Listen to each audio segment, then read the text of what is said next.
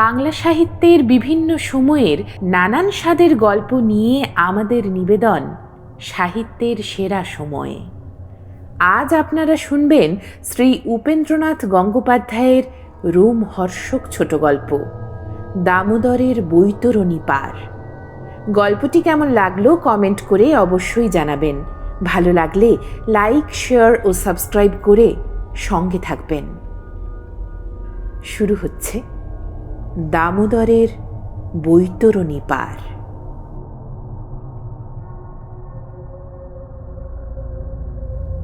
শ্রাবণ মাস। কয়েকদিন অবিশ্রান্ত বৃষ্টির পর আকাশ একটু পরিষ্কার হয়েছে। প্রথম ঘন্টায় আমার ক্লাস ছিল না। বেলা 11:30টার সময়ে কলেজে উপস্থিত হয়ে দেখি সহসা এক অচিন্তিত কাণ্ড ঘটেছে। ইতিহাসের অধ্যাপক গৌরমোহন বাবু যথারীতি অধ্যাপকদের বিশ্রাম কক্ষে প্রবেশ করে চেয়ারে উপবেশনের পর 2-4 বার আড়মোড়া ভেঙে টেবিলের উপর 2 বাহুর মধ্যে সেই যে মাথা গুঁজেন, বহু ডাকাডাকি আর ঠেলাঠেলিতেও সে মাথা কিছুতেই উঁচু হয়নি। ব্যস্ত হয়ে প্রিন্সিপাল তখন 2জন ডাক্তারকে ফোন করেন।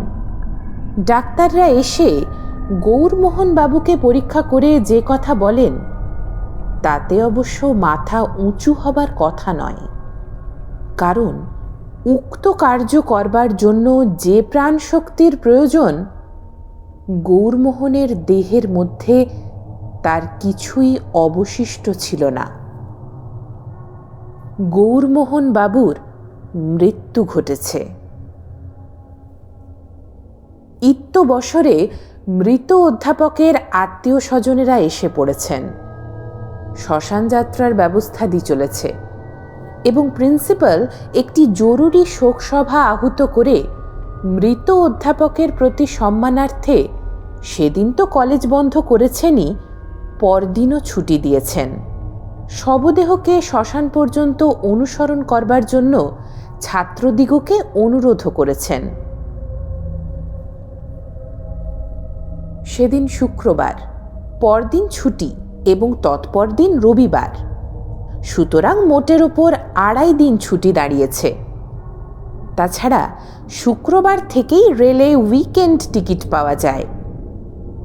এত বুঝে সুঝে সব দিক বিবেচনা করে গত হওয়ার জন্য মনে মনে বিগত প্রাণ অধ্যাপককে ধন্যবাদ দিয়ে এবং শ্মশানের পথে শবদেহকে অনুসরণ করতে না পারার জন্য দেহ বিমুক্ত আত্মার নিকট ক্ষমা প্রার্থনা করে মেসের দিকে দ্রুত পদে ধাবিত হলাম।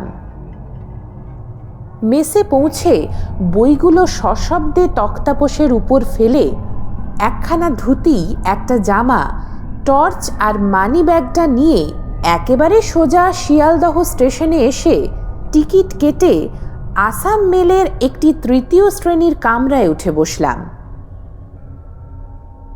পথে খানিকটা অগ্রসর হয়ে একটা স্টেশনে আসাম মেল পরিত্যাগ করে প্যাসেঞ্জার ট্রেন ধরে আমাদের গ্রামে যাবার স্টেশনে উপনীত হব। সেখান হতে মাইল 3 দূরে একটা নদী এবং নদী উত্তীর্ণ হলেই গ্রাম। অকস্মাৎ অজানিত গৃহাগমনের দ্বারা আত্মীয় পরিজনকে চমৎকৃত করে দেবার একটা আনন্দ তো ছিলই, তাছাড়া বিশেষ করে এমন একটা অন্য ব্যাপার ছিল যার মধ্যে শুধু আনন্দই নয়, প্রচুর উত্তেজনার কারণও বর্তমান ছিল।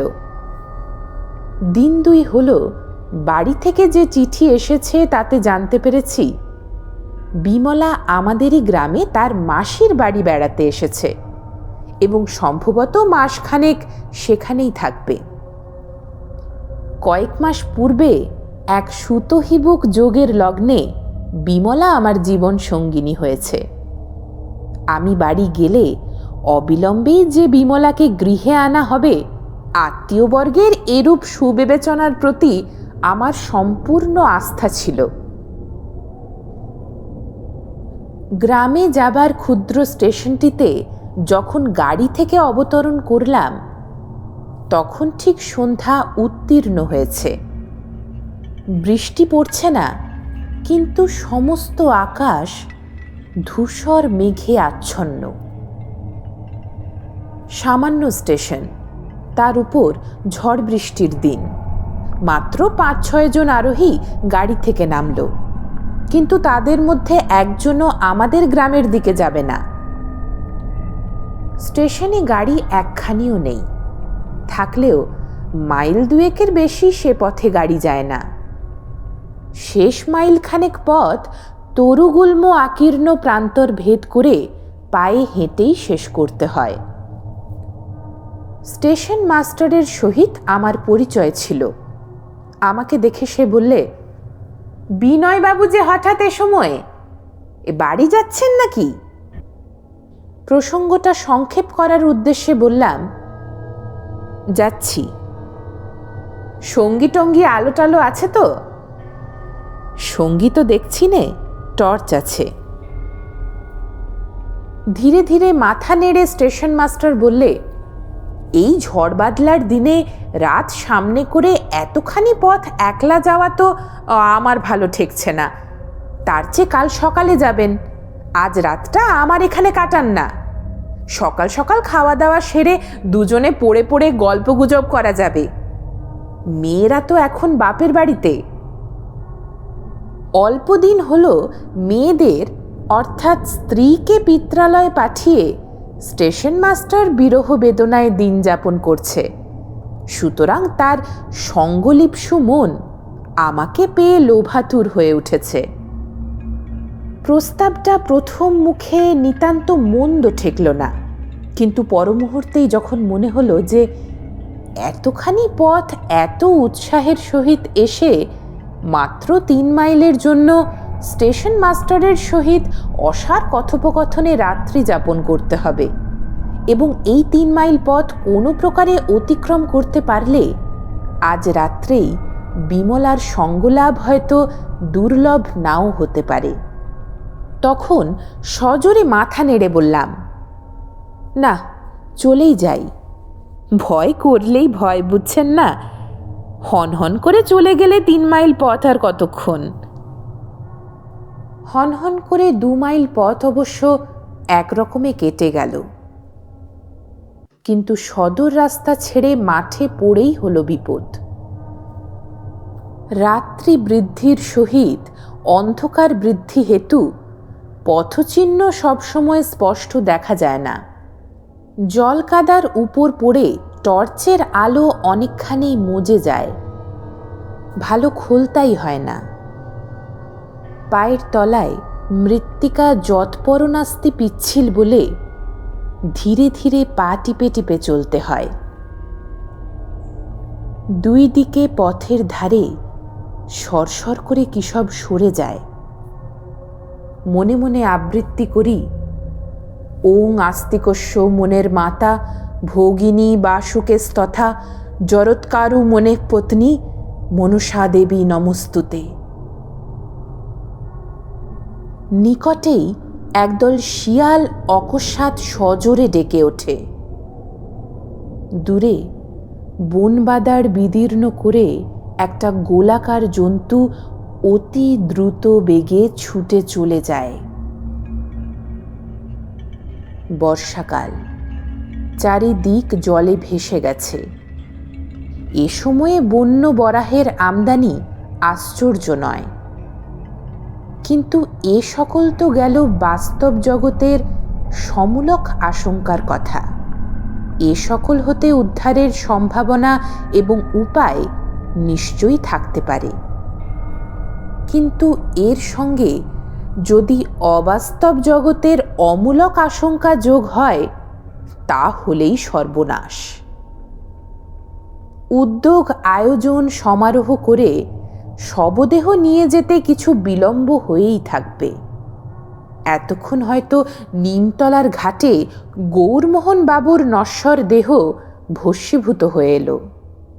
হঠাৎ যদি খেয়াল বসে তার অশরীরী আত্মা চিতাক্ষেত্র পরিত্যাগ করে একটা বায়বীয় দেহ ধারণ করে আমার পাশে উপস্থিত হয়ে ধীরে ধীরে বলে, বাবা বিনয়, তুমি ইতিহাসে একটু কাঁচা আছো, ভালো করে পাশ করতে যদি চাও তাহলে ওই বিষয়টিতে বিশেষভাবে মনোযোগ দিও। তাহলেই তো গোলযোগ। শুধু গ্রামেই নয়, কলিকাতাতেও সাহসী বলে আমার বিশেষ একটু খ্যাতি আছে, কিন্তু সে খ্যাতি আর বুঝি রক্ষা পায় না, পথের কাদার উপরই সশব্দে ভেঙে পড়ে। দক্ষিণে ও বামে অপাঙ্গের দৃষ্টি ফেলতে ফেলতে পদক্ষেপের দৈর্ঘ্য দীর্ঘতর করে দিলাম। আস্তিকস্য মুনের মাতার প্রতি আবেদন নিবেদন আপনা আপনি বন্ধ হয়ে গিয়েছিল। মনের মধ্যে সন্ত্রস্ত চিত্তে অজ্ঞাত সারে কখন জপ আরম্ভ হয়ে গিয়েছে। ওং রামায় রামচন্দ্রায় রামভদ্রায় বেধসে রঘুনাথায় নাথায় সীতায়া পতয়ে নমঃ। যা হোক, দুঃখ বিপত্তিরও শেষ আছে। শেষ পর্যন্ত কোনো রকমে নদীর তীরে উপনীত হলাম। উপনীত তো হলাম, কিন্তু নদী উত্তীর্ণ হই কি করে? রজনীর অস্পষ্ট আলোকে যতদূর দেখা যায়, খেয়াঘাটে জনমানবের চিহ্ন পর্যন্ত পাওয়া গেল না। মাঝির ক্ষুদ্র কুটিরটা অন্ধকারাবৃত। খেয়া নৌকাখানা ঘাটে বাঁধা রয়েছে বটে, কিন্তু তার উপর একজনও আরোহী নেই। হু হু করে একটা হালকা জৌলো হাওয়া বইছে, তার মধ্যে চাপা কান্নার মতো এমন একটা অনির্ণেয় হুঙ্কার, যা প্রাণের মধ্যে অস্বস্তিজনক বিহ্বলতার সঞ্চার করে। উচ্চ কণ্ঠে ডাকলাম, দামোদর, দামোদর মাঝি আছো? কোনো সাড়া শব্দ পাওয়া গেল না। গোটা দুই কুকুর আর্তস্বরে ডাক দিয়ে উঠল। কি বিপদ! সমস্ত রাত্রি এই জনহীন খেয়াঘাটে একাকী কাটাতে হবে নাকি? 3 মাইল পথ প্রত্যাবর্তন করে স্টেশনে ফিরে যাওয়াও তো অসম্ভব। স্টেশন মাস্টার কর্তৃক নিবেদিত ধ্রুব আশ্রয়টি পরিত্যাগ করে আসার জন্য মনের মধ্যে সুগভীর পরিতাপ উপস্থিত হল। পুনরায় প্রাণপণ জোরে ডাক দিলাম, মাঝি, দামোদর মাঝি, দামোদর মাঝি আছো? বহু দূরে ক্ষীণ অস্পষ্ট কি একটা শব্দ যেন শোনা গেল। মনুষ্য কণ্ঠস্বরও হতে পারে। চলমান বায়ুর মর্মধ্বনি হওয়াও আশ্চর্য নয়। তারপর সহসা কি যেন একটা অনুভূতি বোধ করে পিছন ফিরে তাকিয়ে চমকে উঠলাম। আমার পশ্চাতে দীর্ঘাকৃতি এক মনুষ্য মূর্তি দাঁড়িয়ে। আর্ত কণ্ঠ হতে নির্গত হল, কে কে তুমি? আজ্ঞে বিনুবাবু, আমি দামোদর। চলুন আপনাকে পার করে দিয়ে আসি। দামোদর? বাঁচা গেল। আশ্বস্ত হয়ে বললাম, এতক্ষণ কোথায় ছিলে দামোদর? ডেকে ডেকে হয়রান যে। দামোদর বললে, বিপদের কথা আর বলেন কেন বিনুবাবু? ওই হোথা পাকুড় গাছতলায় বসেছিনু, আমার কি আর আসবার কথা? তবে নাকি আপনি ছেলে মানুষ রাতের বেলা ভয় পেয়ে ডাকাডাকি লাগিয়ে দিলেন। মায়া হলো, তাই চলে এনু। 1000 বার তো পার করেছি, আরও একবার না হয় পার করেই দিই। নিন, চলুন, ঝপ করে রেখে আসি আপনাকে। আমাকে আবার অনেক দূরে যেতে হবে। খেয়া নৌকার দিকে অগ্রসর হয়ে বললাম, এই ঝড় বাদলার রাতে অনেক দূরে আবার কোথায় যাবে দামোদর? দামোদর বললে, ও কথা ছাড় দেন বিনুবাবু, ডাক পড়লে কি আর রক্ষে আছে? যেতেই হবে। কথাটার সঠিক অর্থ উপলব্ধি করতে পারলাম না। নৌকায় উঠে বসলাম। তারপর দড়ি খুলে নৌকা ঠেলে দিয়ে দামোদরও লাফিয়ে উঠে পড়ল। ঠিক আর পার না হলেও গ্রাম বেশি দূরেও নয়, পার হতে মাত্র 10-12 মিনিট সময় লাগে। খানিকটা পথ নিঃশব্দে দাঁড় বেয়ে এসে সহসা এক সময় দামোদর বললে, বৈতরণীর কোনো খোঁজ রাখেন বিনুবাবু? বললাম, কোন বৈতরণী? হই যে গো, যে বৈতরণী পার হয়ে জমের বাড়ি যেতে হয়। দামোদরের কথা শুনে হেসে ফেললাম। বললাম, জমের বাড়ি যাবার এখনো একটু দেরি থাকতে পারে মনে করে বৈতরণীর খোঁজ এ পর্যন্ত করিনি। শিউরে উঠে দামোদর বললে, আহা, ষাট ষাট, সে কথা বলছি নে। তোমরা পণ্ডিত মানুষ, শাস্ত্র টাস্তর পড়েছ, তাই জিজ্ঞেস করছি। তারপর এক মুহূর্ত নীরব থেকে কতকটা নিজের মনেই বলতে লাগলো, শুনেছি টগবগ করে ফুটছে, রক্তবর্ণে, রং, পচা মাংস আর হাড় গিজগিজ করছে। কিন্তু সে যাই হোক, ঠিক পার হয়ে যাব। জল, ঝড়, তুফান, বৃষ্টির মধ্যে লাখো লোককে পার করলাম, আর নিজে একটা বৈতরণী নদী পার হতে পারবো না? তা যদি না পারি তো দামোদর মাঝির মৃত্যুই ভালো। বলে খলখল করে হেসে উঠে বললে, এই দেখো মানুষের ভুলের তামাশা, মরে গিয়েও আবার বলছি মৃত্যুই ভালো। অবাক হয়ে দামোদরের কথা শুনছিলাম। শেষাংশ শুনে বিস্ময়ের পরিসীমা রইল না। বললাম, কি যা তা বকছো দামোদর? মরে গিয়ে আবার মৃত্যু, ওসব কি বলছো? একটুখানি হেসে দামোদর বললে, ঠিকই বলছি বিনুবাবু, যা তা বলছি নে। আজ সাঁঝের বেলা আমার মৃত্যু ঘটেছে। এই যে দেহ দেখছো, এ ছায়া দেহ, এতে পদার্থ নেই। একটা ঢিল ছুঁড়ে মারো, সাঁ করে দেহ ভেদ করে বেরিয়ে যাবে। তবে যদি বলো দাঁড় বাইচি কি করে, তা ছায়া দেহতে শক্তি বিস্তর। এই দেখো না কেন সাঁ সাঁ করে বেয়ে চলেছি, কিন্তু এক বিন্দু ঘাম নেই। তারপর দামোদর পুনরায় উচ্চস্বরে হেসে উঠল। বললে, কি গেরো রে বাবা, ভুলের কাণ্ড দেখো।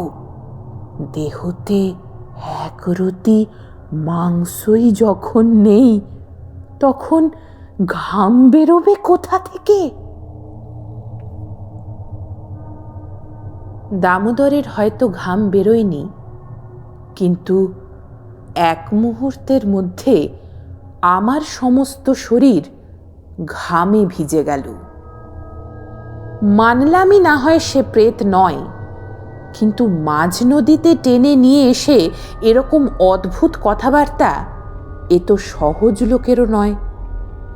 চিরদিন সে স্বল্পভাষী ভালো মানুষ, আজ তার এ কি হলো? প্রেত যদি নাই হয়ে থাকে, তাহলে হয় পাগল হয়েছে, নয় মাতাল, অর্থাৎ হয় উন্মাদ নয় উন্মত্ত। জলের উপর এরকম লোকের হাতে আত্মসমর্পণ করে বসে থাকা তো একেবারেই নিরাপদ নয়। এখন ভালোই ভালোই ডাঙায় পা ফেলতে পারলে বাঁচি। আমায় মৌন দেখে দামোদরের মনে হলো আমি তার কথায় হয়তো সন্দেহপর হয়েছি। বললে, আপনি যদি পিত্তয় না যান বিনুবাবু, তাহলে চলুন নৌকো ফিরিয়ে নিয়ে যাই। দেখবেন পাকুড় গাছ তলায় আমার দেহটা নীলচে মেরে পড়ে আছে। উফ, কি সর্বনেশে সাপই রে বাবা, একেবারে জাত শঙ্খচূড়, ফোঁ করে মারলে ছোবল। আর সমস্ত দেহর মধ্যে যেন 700 বিদ্যুতের শিখে খেলে গেল।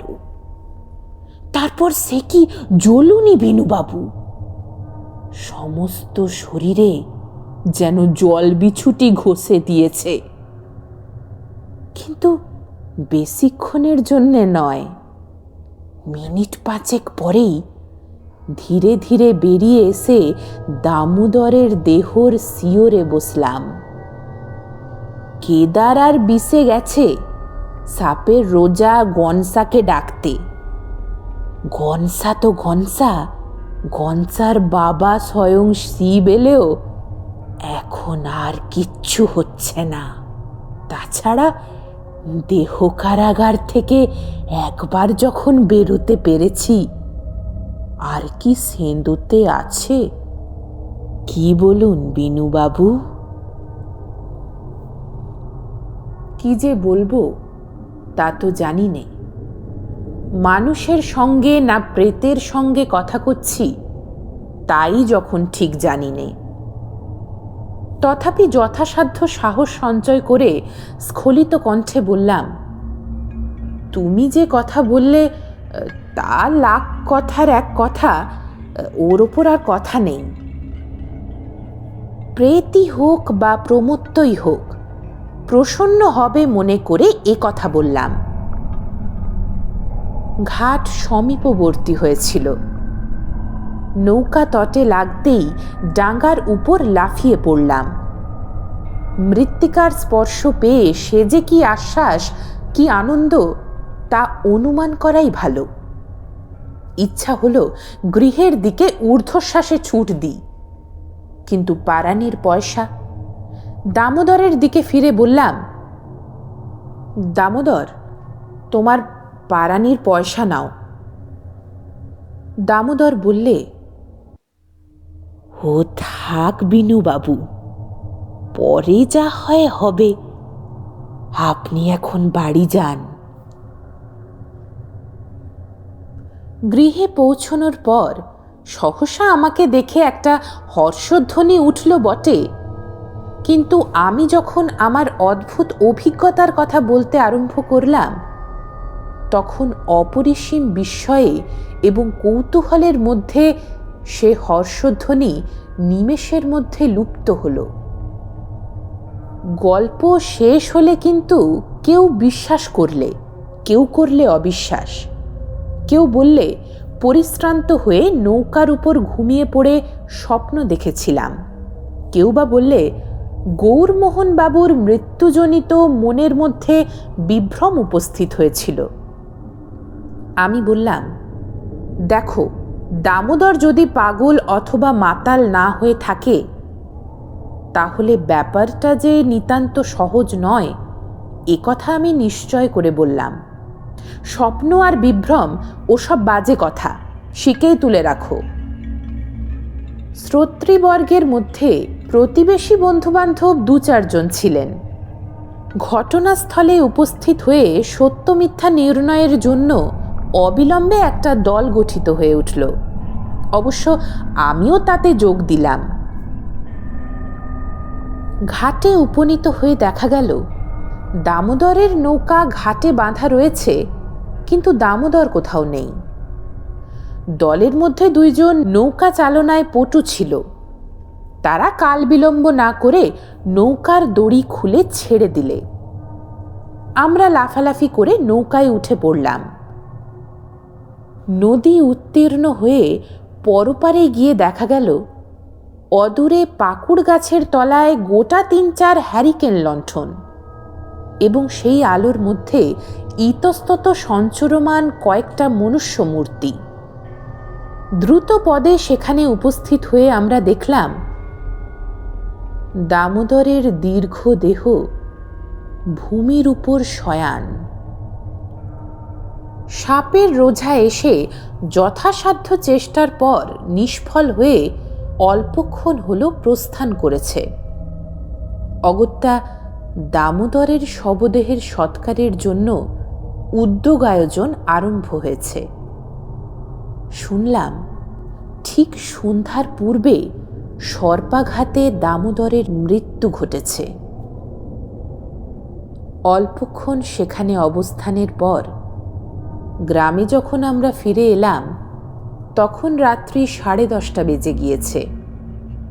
ইতিমধ্যেই দামোদরের ভূত হওয়ার কাহিনী রাষ্ট্র হয়ে সমস্ত গ্রামবাসীর মনে একটা গভীর আতঙ্কের সৃষ্টি করেছিল। তার উপর সেই বিষয়ে প্রত্যক্ষ প্রমাণ সংগ্রহ করে আমরা যখন প্রত্যাবর্তন করলাম তখন সে আতঙ্ক দারুণ দুশ্চিন্তায় পরিণত হলো। কখন যে কোন বাড়িতে সহসা উপস্থিত হয়ে দামোদর বৈতরণী পার হওয়ার প্রসঙ্গ আরম্ভ করে দেবে সে কথা মনে করে সকলে একেবারে সিঁটিয়ে রইল। রাত্রি 12টার সময়ে আমার এক সহৃদয়া বৌদিদি বিমলাকে আমার ঘরে দিয়ে গেলেন। যাবার সময়ে আমার কানে কানে বলে গেলেন, ভূতের ভয়ে কিছুতেই বাড়ি থেকে রাত্রে আসতে চায় না, অনেক চেষ্টা করে আনতে হয়েছে।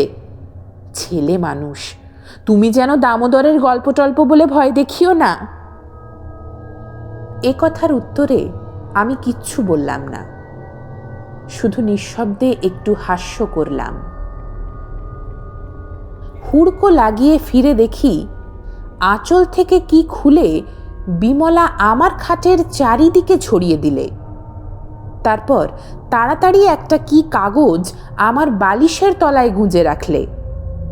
কি ছড়ালে জানতে প্রবল কৌতূহল হওয়ায় ভূমি থেকে 2-4টে তুলে দেখি শ্বেত সর্ষে।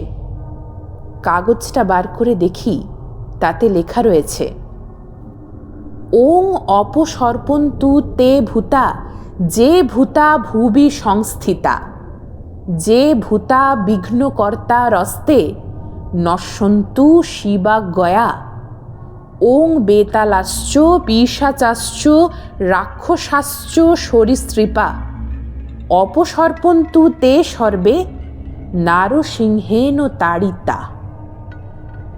সর্বনাশ, এ যে একেবারে পুরোদস্তুর ভূতাপসরণের ব্যবস্থা। বিমলার দিকে দৃষ্টিপাত করে বললাম, এসব ব্যবস্থা কার জন্য বিমলা? শুধু দামোদরের কথা মনে করে, না আমার বিষয়েও সন্দেহ করে? সভীতি কাতর কণ্ঠে বিমলা বললে, ও সব কথা বলতে নেই। আচ্ছা, বলবো না, না হয়, কিন্তু কার বলতে নেই, আমার না বিমলার? তা ঠিক বুঝতে পারলাম না।